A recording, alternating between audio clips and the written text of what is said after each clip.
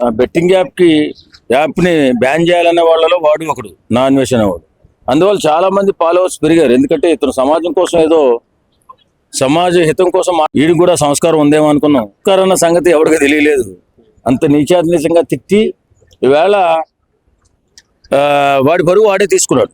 వాడు భవిష్యత్తును వాడే నాశనం చేసుకోండి. ఈ మధ్యకాలంలో చాలా ఏంటంటే అనవసరమైన మాటలు మాట్లాడి, అనవసరమైన ట్రాఫిక్లోకి వెళ్ళిపోయి, అనవసరమైన బూతులు మాట్లాడి, సమాజాన్ని బూతులు మాట్లాడి వేళ వెధవల్లా మిగిలిపోయి వారి కెరీర్ని దెబ్బ కొట్టుకుని నాశనం అయిపోతున్నారు.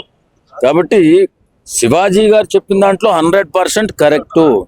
ఇప్పుడున్నటువంటి పరిస్థితుల్లో ఆడబిడ్డ ఎలా ఉండాలి, ఎలా ప్రవర్తిస్తే గౌరవ మర్యాదలు ఉంటాయని మన ధైర్యంగా ముందుకొచ్చి చెప్పాడు శివాజీ గారు. ఎందుకంటే మధ్యకాలంలో ఏం తప్పుడు చేసేస్తున్నారు కాబట్టి సోషల్ మీడియా వచ్చిన తర్వాత ఇలా ఉంటే పద్ధతిగా ఉంటుంది. చాలా మంది చండాలంగా అనుకుంటా ఉంటారు. మన ఆడపిల్ల ఏదన్నా అర్ధనగ్నంగా ముందుకు వచ్చింది అనుకోండి, ఆ అమ్మాయిని నిష్కారణంగా తిట్టడమే కాకుండా తన కన్న తల్లిదండ్రులు కూడా తిడతారు. ఇవాళ పోయింది వాళ్ళ తల్లిదండ్రులు కన్నా బుద్ధి లేదని మాటనే ఆయన ఎక్కడైనా ఏ ఒక్కరైనా మారుతారేమో అనే ఉద్దేశం కొన్ని మారారు చాలా మంది. ఇప్పుడు ఫంక్షన్కి వచ్చే వాళ్ళందరూ చీర కట్టుకుని వస్తున్నారు. నిజంగా చాలా సంతోషంగా ఉంది. ఎందుకంటే తిట్టారు శివాజీ గారిని. ఆయన మంచి మాట చెప్పి సమాజ హితం కోసం వచ్చి చెప్పి స్త్రీల గౌరవం కోసం చెప్పినటువంటి ఆ మాటను కొంతమంది ట్రోల్ చేశారు, కొంతమంది వ్యంగ్యంగా మాట్లాడారు, కొంతమంది స్త్రీకి స్వేచ్ఛొద్దా అని పెద్ద పెద్ద మాటలు మాట్లాడారు. కానీ ఈవేళ చూడండి, ఈ మధ్య జరిగినటువంటి 2-3 ఫంక్షన్స్ లో చక్కటి చీర కట్టుకుని సాంప్రదాయంగా మన వారి ఔన్నత్యాన్ని వాళ్ళు చాటుకుని ఈవేళ ఒక అద్భుతమైన స్త్రీగా నిలబడ్డారు. బయట కొంతమంది కూడా ఇప్పుడు నిండుగా డ్రెస్ వేసుకున్నా గానీ రేపులు జరుగుతున్నాయి, చంపేస్తున్నారు. మరి వాళ్ళకి ఏం చెప్తారు? ఆ దరిద్రులకు చెప్తున్నాను నేను, అరే నిండుగా బట్టలు వేసుకుంటేనే ఇన్ని రేపులు జరుగుతున్నాయే, అర్ధనగ్నంగా పూర్తి నగ్నంగా ఉంటే ఇంకెన్ని రేపులు జరుగుతాయా? అసలు మాట్లాడే దానిలో ఏదైనా అర్థం ఉందా? నిండుగా కప్పుకుంటే రేపులు జరుగుతున్నాయి. సన్నాసులారా, నేను ఒకటే చెప్తున్నా, ఎందుకంటే నిండుగా కప్పుకుంటేనే ఇన్ని జరుగుతాయి, అర్ధనగ్నంగా పూర్తి నగ్నంగా ఉంటే ఇంకెన్ని జరుగుతాయి.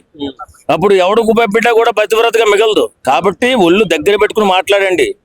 ఆడవారి సాంప్రదాయం గురించి, సంస్కారం గురించి మాట్లాడితే మధ్యలో వచ్చేసి ఏవో కొంపలంటి పోయినట్టు మధ్యలోకి వచ్చేసి మాట్లాడుతున్నారు. అంటే ఏంటి, ఆడవాళ్ళని చెడగొట్టాలని ప్లాన్ చేస్తున్నటువంటి నీచుల్లో మిగిలిపోతారు వీళ్ళు. శివాజీ గారు మాట్లాడినప్పుడు బయటకు వచ్చి అభిషేక్ గారు నాకు ఖండించారు. మరి ఇప్పుడు ఈయన అన్వేష్ మాట్లాడినప్పుడు ఎందుకు ఖండించట్లేదు బయటకు వచ్చి? ఎవరు అందరూ ఖండిస్తారు. వీళ్ళ సంస్కారం లేదు కదా. సంస్కారం ఉంటే వీళ్ళు ఎందుకు మాట్లాడరు? ఇప్పుడు ఆ అన్వేషణ కూడా అంత భయంకరంగా తిట్టాడు బూతులు. మరి మన కాలపు అంటే ఏమంటారంటే మన జనరేషన్ మహాపతివ్రత అనసూయ గారు మరి మాట్లాడాలి కదా, ఎందుకు మాట్లాడలేదు? అవసరంగా సిగ్గుండాలి మాట్లాడితే. ఇప్పుడు అంత ఘోరంగా తిట్టాడు, ఖండించాలి కదా అందరూ. ఎందుకంటే వీళ్ళకి బట్టలు ఇప్పేసుకోవడం సరదాగా ఉంది. ఇప్పేసుకోండి కాదని ఎవడన్నాడు? శివాజీ గారిని ఎందుకు అంటాం? శివాజీ ఆడబిడ్డల గౌరవం గురించి మాట్లాడాడు. మాట్లాడిందే వక్రీకరించి మాట్లాడారు. ఎవడు రాని ఒకడు, కోసేయాలని ఒకడు, తీసేయాలని ఒకడు. ఏం బిగుతారా బాబు మీరు? నాకు అర్థం కాదు.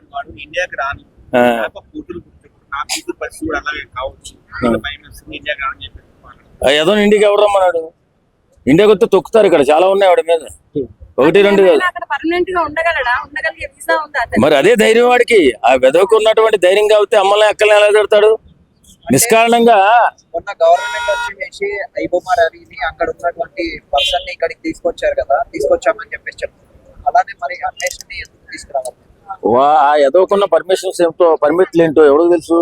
ఎక్కడెక్కడ దేశాలు తిరుగుతుంటాడు. ఇన్ని పర్మిషన్ తీసుకుని వెళ్ళి పట్టుకురావాలంటే చాలా కష్టంగానే ఉంటాయి. ఎప్పుడు నాడు తప్పు చేసినాడు మానడు, శిక్ష అనుభవించక మానడు. ఖచ్చితంగా వాడు చేసినటువంటి తప్పుకి ఖచ్చితంగా శిక్ష పడి తీరుతుంది, దొరికి తీరుతాడు.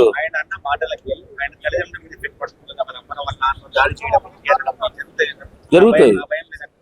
భయం లేని ఎదవలు, ఇలాంటి ఎదవలు అడ్డదిడ్డంగా పుట్టిన ఎదవలు అంతా ఇలాగే ఉంటారు. ఎందుకంటే ఒక సంస్కారం కోసం మాట్లాడితే నమస్కారం పెట్టడం మానేసి నిష్కారణంగా బూతులు తిడతారు ఈ కుసంస్కారాలు. వాస్తవంగా చెప్పాలంటే అలాగే సార్ ఇప్పుడు శివాజీ గారికి నోటీసులు ఇచ్చారు మహిళా సంఘాలు, మరి ఆయనకి కూడా ఇవ్వచ్చు కదా. ఏడిస్తారు ఏ దేశంలో ఉన్నాడని ఇస్తారు, ఎక్కడ ఉన్నాడు తెలియదు. భయపెట్టే ఇక్కడ వెళ్ళి ఉడతూపులు ఊపడమే. పెద్ద పెద్ద వాళ్ళని ఏం పట్టించుకోరు. ఎవడన్నా నాగట్టుడు ఒక మాట అంటే "ఏయ్ రా" అని చెప్పి బెదిరించడం, నోటీసులు ఇవ్వడం చేస్తారు. ఏం చేశాడండి శివాజీని? తోపుతున్నా వాడు దొంగ దొరకడం చెప్తున్నా. తోపుతురుమని కాదు. శివాజీ గారు మొన్న జరిగినటువంటి ప్రెస్ మీట్ లో చెప్పారు కదా, నేను మంచి చెప్పడం అనేది కూడా తప్పే అయిపోతుంది, ఇప్పటి నుంచి నేను మంచి చెప్పడం మానేస్తాను అని చెప్పి చెప్తాను. అంతే కదా. మీరు ఏమంటారు? సమాజానికి మంచి చూపించాలంటే ఇలా చెడు పురుగులు బయటకు వచ్చి ఇష్టానుసారం మాట్లాడుతుంటే ఎవడు మాత్రం మంచి చెప్తాడు? సో బెట్టింగ్ యాప్స్ ని వాడుకొని డబ్బులు సంపాదించాడు అట్లీస్. సేమ్ అదే విధంగా ఈ ఇష్యూ కూడా వాడుకొని వైరల్ అవుదామని డబ్బులు సంపాదించి ప్లాన్ చేశాడా? వాస్తవంగా నేను అనుకున్నది ఏంటంటే, నా అన్వేష్ అనేవాడు మొన్నటిదాకా చాలా పాపులర్ లో ఉండేవాడిని. బాగా వీడియోలు వెళ్ళాయి, చాలా డబ్బులు వచ్చాయి, అన్ని దాచుకున్నాడు. ఈ మధ్యకాలంలో పాపులారిటీ తగ్గిపోతుంది మెల్లిమెల్లిగా. ఇప్పుడు అలాగే ట్రావెలర్స్ చాలా మంది ఎక్కువైపోయారు. ఒకరిని మించినోడు ఒకడైపోయాడు. అందరినీ చూడలేం కదా. ఏదో ఒకరిని చూస్తాం, వాడు ఎలా చేస్తున్నాడు, ఏం చేస్తున్నాడు, ప్రెజెంటేషన్ ఎలా ఉందని మనం అనుకుంటాం. నా అన్వేషణ రోజు ఎదవగాల సోదిగోలా చెప్తుంటే ఎవడు మాత్రం ఎన్ని సంవత్సరాలను చూస్తాడు. కాబట్టి పాపులారిటీ తగ్గింది. ఒక్కసారిగా ముందుకు వచ్చేయాలా, అలా లైఫ్ లైన్ లోకి వచ్చేయాలని చెప్పి ఉద్దేశంతో శివాజీ గారిని ఇష్టాంరీతిగా తిట్టాడు. తిట్టి ఏమైపోయాడు, ఈవేళ పతనం అయిపోయాడు. వాడిని ఎవడప్పుడు గౌరవిస్తాడు, ఎవడు గౌరవించాడు. ఇండియాలో ఉన్న ఏ ఒక్కడు మనసున్న మనిషి కూడా నా అన్వేషణ వాడిని వాడిని గౌరవించరు. ఎందుకు? ఇలాంటి చిత్తకార్తి మనస్తత్వం ఉన్న వ్యక్తుల్ని ఎవరు మాత్రం గౌరవిస్తారు? గౌరవించరు. నా దగ్గర 6 కోట్లు ఉన్నాయి, మీరేమి ఇప్పుడు అన్ఫాలో చేసుకున్నా నాకేం పర్లేదు అని చెప్పేసి చెప్తాను. అసలు లేనిపోని గొడవలు నెత్తిమి పెట్టుకోవడం ఎందుకు? నిష్కారణంగా జనాలు తిట్టడం ఎందుకు? వెధవలాగా అతపాతాలకు వెళ్ళిపోవడం ఎందుకు? వాస్తవంగా చక్కటి పదజాలంతో మొన్నటి వరకు బాగానే మాట్లాడుకుంటూ, బెట్టింగ్ యాప్ల వల్ల యువత చనిపోతుంది, చాలా ఇబ్బందులు పడుతున్నారు తల్లిదండ్రులు చెప్పినటువంటి ఈ ఎదవ ఇవాళ పనికిమాలిన ఎదవైపోయాడు. ఎంతో గౌరవాన్ని సంపాదించుకునే ఎదవ పరమ దుష్టుడైపోయాడు ఇవాళ.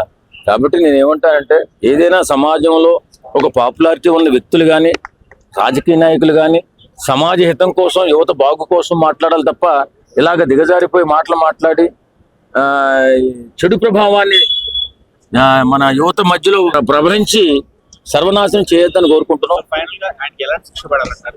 విదేశాలు కాబట్టి ఖచ్చితంగా వాడిని తీసుకొచ్చి వాడు ఒక మంచి మనిషిగా మారేలాగా పోలీసులు తీర్చిదిద్దాలని మనస్ఫూర్తిగా కోరుకుంటున్నాను.